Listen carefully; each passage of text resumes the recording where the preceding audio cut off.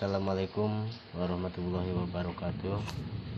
Baik, perkenalkan nama saya Acep Saiful Rahman. Saya kelas A16. Baik, saya akan membacakan atau menjelaskan kembali mengenal pendidik dalam pendidikan agama Islam. Di sini saya akan membacakan atau pengertian dasar pendidikan Islam secara bahasa.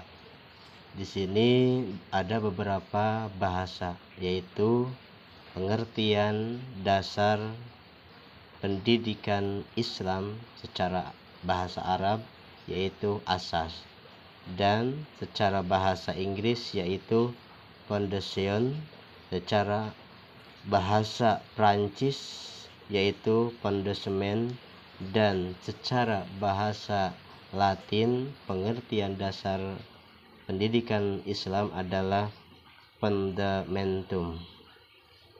Juga secara istilah pengertian dasar pendidikan Islam yakni adalah dasar-dasar atau pokok-pokok dasar dari segala sesuatu, baik itu pendapat, ajaran, juga aturan.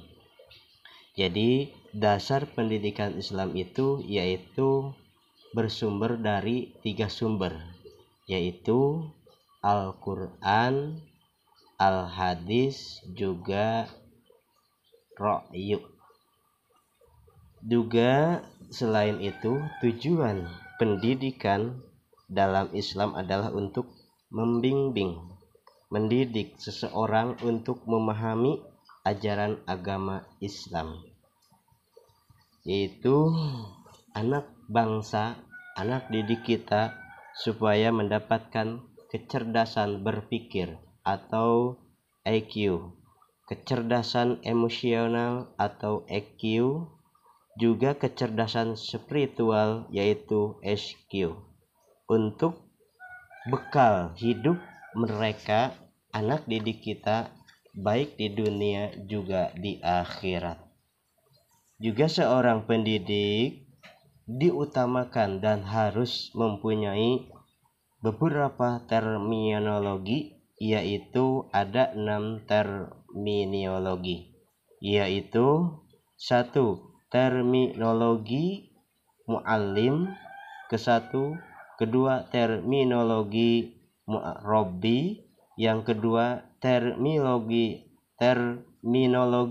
muadzib, yang keempat yaitu terminologi mursyid, yang kelima terminologi mudaris, dan juga yang keenam yaitu terminologi ustadz. Terminologi yang pertama yaitu mu'alim. Mu'alim adalah orang yang mempunyai ilmu dan juga orang yang bijaksana, baik bijaksana dalam membahas juga mengambil keputusan, dan juga bijaksana terhadap anak didik untuk mendapatkan ilmu yang bermanfaat. Yang kedua yaitu terminologi murabbi. Terminologi murabbi adalah sosok yang bijaksana, yaitu orangnya bijaksana terhadap anak didik dan juga orang lain. Ketiga yaitu muadzib. Muadzib adalah seorang pengajar, seorang pendidik harus punya adab, sopan santun atau tutur kata yang baik, karena tidak mungkin orang yang punya ilmu punya adab, tetapi yang punya adab tentu dia punya ilmu. Untuk itu kita utamakan, kita dahulukan, yaitu muadzib. Insya Allah nanti kita akan mempunyai ilmu. Yang keempat terminologi mursyid, yaitu salah satu sebutan guru di lingkungan thariqah atau bimbingan ruhaniyah, ya misal di santren dan lain sebagainya. Yang kelima yaitu terminologi mudarris, yaitu orang yang berusaha untuk mencerdaskan anak didiknya, baik yang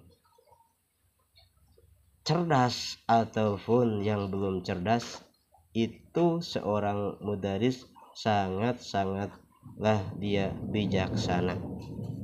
Lalu yang terakhir yaitu terminologi ustadz, yaitu terminologi ustadz adalah sebutan untuk seorang pendidik atau guru bagi anak didiknya, Pak Ustadz atau Pak Guru, ya. Lalu selanjutnya yaitu tugas pendidik. Tugas pendidik sangatlah banyak, ya. Selain mencerdaskan dan juga mendidik anak dari yang belum bisa menjadi bisa, dari bodoh menjadi pintar dan berilmu. Di sini tugasnya pendidik ada 7 poin, yaitu 1. Mengajar seorang pendidik terhadap anak didiknya biar mendapat ilmu dan juga menjadi pembelajaran dari kesalahan menjadi baik. Kedua, seorang pendidik yaitu melatih anak didiknya dari latihan-latihan, baik itu menulis atau membaca atau menalar atau memahami dan sebagainya. Lalu yang ketiga yaitu tugas pendidik adalah membimbing anak didik kita ketika dia belajar supaya dia giat dan juga dia rajin dalam belajarnya. Lalu kita bimbing terus biar dia menjadi tahu. Selanjutnya yang nomor 4 yaitu seorang pendidik harus mengarahkan kepada yang terbaik, dari yang terburuk atau dari yang kurang baik menjadi baik. Anak itu diarahkan, diberi himbauan, diberi wawasan biar anak paham dan mengerti. Yang kelima yaitu seorang pendidik harus mendorong pada anak didik kita supaya dia rajin belajar, rajin sekolah, rajin menulis dan rajin membaca. Karena dorongan dari seorang guru adalah ilmu dan juga orang yang dapat dipercayai.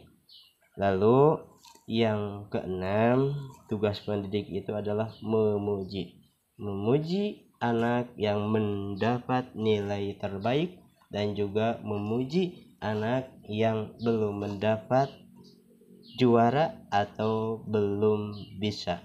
Kita harus memuji, jangan kita memonopoli atau tidak sama sekali memberi perhatian kepada anak yang tidak mendapat juara. Lalu yang terakhir adalah tugas pendidik itu adalah memberi contoh, memberi keteladanan supaya anak biasa. Bahkan kita sebagai pendidik harus memberi hadiah, baik hadiah itu makanan, nilai dan lain sebagainya. Bahkan seorang tenaga pendidik itu kita boleh memberi hukuman. Supaya apa? Memberi hukuman bukannya kita tidak setuju atau tidak suka pada anak tersebut, tetapi dia supaya mendapat perhatian dan dia supaya itu adalah tugas-tugas pendidik. Selain itu, yang 7 poin juga kita harus memberikan motivasi, memberi penguatan, mengklarifikasi, mengobservasi, dan memfasilitasi pembelajaran yang maksimal. Karena anak bisa kita suka, kita gembira. Lalu kita membina juga adab, tata krama, dan juga akhlak untuk peserta didik. Di sini, di sisi lain ada pengertian dari Muhammad Atiyah. Di sisi lain ada pengertian dari Muhammad Atiyah Al-Abrasi. Dia menjelaskan karakteristik ideal yang harus dimiliki seorang pendidik, yaitu seorang guru harus memiliki juhud. Apa itu juhud? Yaitu mengutamakan untuk mendapatkan materi dalam tugasnya, tidak mengutamakan materi, melainkan karena mengharap ridho ilahi robi samata, yaitu tidak muluk-muluk kita untuk mendapatkan imbalan, tidak lain mengharap keridhaan dari Allah Subhanahu wa taala. Kedua, kita seorang pendidik harus memiliki, seorang guru itu memiliki jiwa yang bersih, baik bersih badannya, sifatnya, juga akhlaknya. Yang ketiga, seorang guru harus mempunyai sifat ikhlas dalam melaksanakan tugasnya, juga memberikan ilmu kepada peserta didik, biar ilmu yang ditransfer kepada anak didik kita menjadi manfaat dunia juga akhirat. Yang keempat, kita sebagai seorang pendidik harus punya sifat pemaaf. Pemaaf kepada anak didik kita, murid kita. Kita tidak boleh memberi